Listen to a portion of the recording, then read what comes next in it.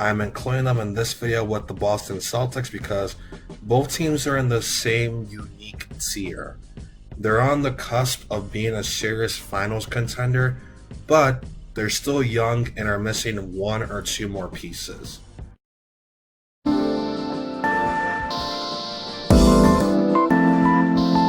Alright, I'm not wasting any time. You guys see the title, so you know what the deal is.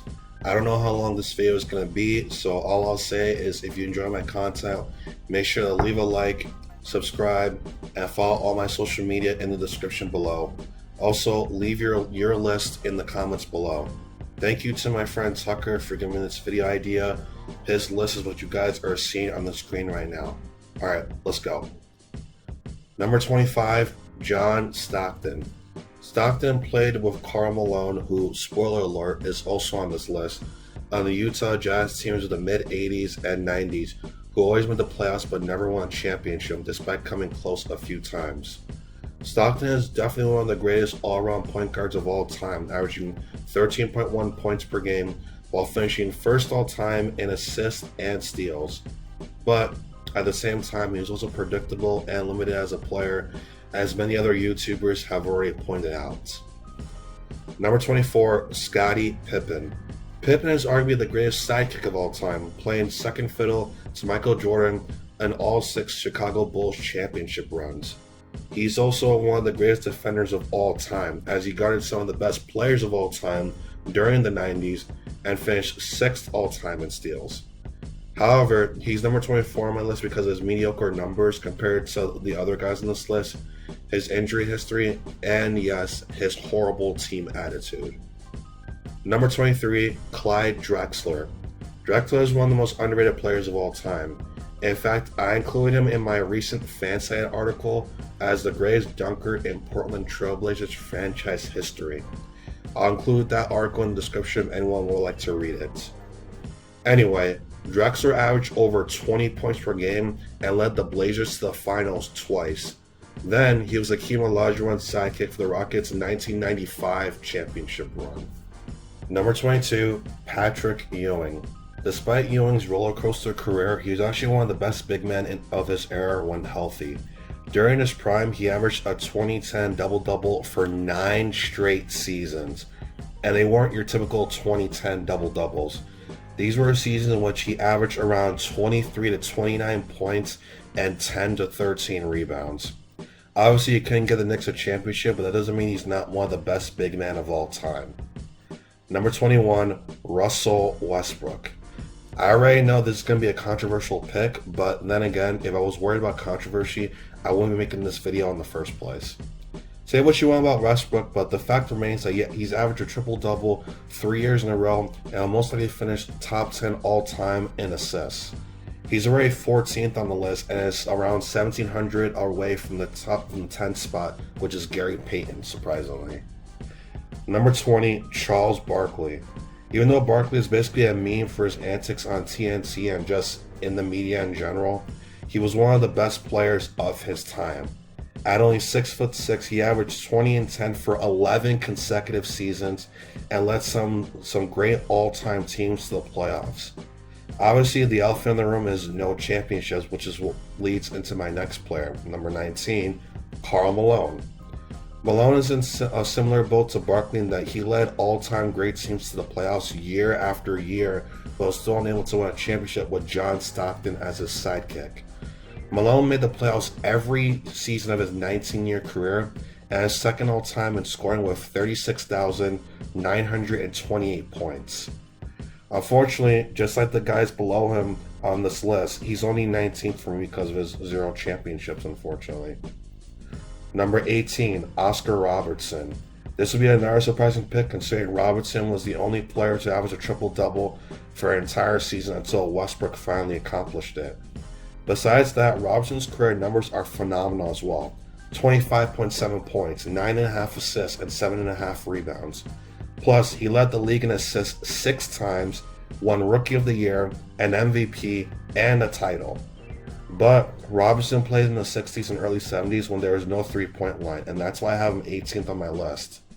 Obviously, if you put up these numbers with a three-point line, I would have him higher, but I can't put him ahead of most of the other guys on this list who played in an era with a three-point line. Number 17, Jerry West. There's a reason why Jerry West is the logo. He was an all-star every year of his 14-year career. He made the All-NBA team 12 times and led the Lakers to 10 finals appearances. Plus, West was a scoring machine as he averaged over 25 points per game in a season 11 times. But he played in the same era as Oscar Robertson with no three-point line and has a horrendous finals record of 1-9, which is why he's 17th for me. Number 16, Julius Erving. As I said in my Dunkers article, which you guys should read, I'm going to leave it in the description below, Dr. J pioneered the art of dunking and made it popular. If it wasn't for him, dunking would have been banned or highly discouraged for a few years longer. Thanks to him, the dunk has brought us some of the most memorable highlights in NBA history.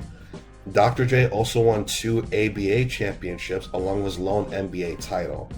In fact, just his ABA stats alone would have been enough to place him in the Hall of Fame and place him in the all-time list. Number 15, James Harden. Yes, I know, another controversial pick. Look, it was tough placing Harden and Westbrook on this list considering they're known as stat padders, ball hoggers, playoff chokers, you name it. But Harden's absurd numbers in his 8 years with the Houston Rockets have made him one of the greatest scorers of all time. And he's only 31 years old as well, so he has about 5 years of high-level basketball left. And will no doubt finish as arguably the third greatest scorer of all time behind Kareem and Wilt. Number 14, Kevin Durant. Say what you want about Durant as a person. Yes, he's a diva, a drama queen, whatever. But just like I said with Harden, Durant will finish as one of the greatest scorers in NBA history. A 6'10" demigod who can handle the ball, score from all 3 levels, and shoot at a high level. I don't care that he won 2 easy championships with the Warriors. He was named Finals MVP both times, meaning he was the best player, and the numbers prove it.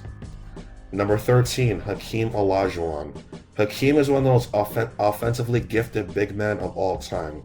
From his dream shake to his lethal shooting touch, he was definitely way ahead of his time and paved the way for big men to be outside shooters as well. Olajuwon also took advantage of Jordan's first retirement by leading the Rockets to back-to-back titles in the mid-90s. Number 12, Dirk Nowitzki. Nowitzki is the greatest European player of all time. He broke the stereotype about European players not being able to handle the physicality of the NBA. Not only was he an elite scorer, he popularized the one-legged fadeaway that players such as KD use today. Finally, Nowitzki solidified his legacy by winning one of the toughest championships in NBA history, 2011 over the Big Three Miami Heat. Number 11, Shaquille O'Neal. I'm going to come right out and tell you guys right now that I wanted to put Shaq higher on this list. I really did. We're talking about arguably the most physically imposing player of all time. But his selfish and terrible attitude cost him a couple of more rings during his career. But either way, that doesn't take away from his amazing career and his 4 championships. Number 10, Steph Curry. There's nothing much to say about this pick. Steph Curry has changed the game with 3-point shooting and been the best player on the Warriors besides KD. Plus, Curry should have a Finals MVP from 2015, but most likely make up for it soon. I mean, he already has the 3 rings to show for it that he's one of the best players of all time. Plus, just his absurd numbers overall. Okay, for the sake of this video, and because of the fact that a lot of these top 9 guys can be interchangeable on most people's list, I'm just going to name them without providing context because I'm pretty sure most of you guys already know why I listed these guys where I did. So, here we go. And if you guys want me to provide the context of these top 9 guys, let me know in the comments down below. Number 9, Kobe Bryant. Number 8, Tim Duncan. Number 7, Larry Bird. Number 6, Magic Johnson.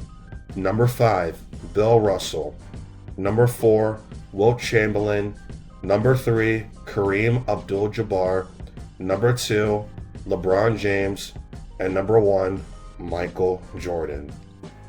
So yeah, that's my top 25 players of all time. I'm putting it up on the screen right now so you guys can see my full list.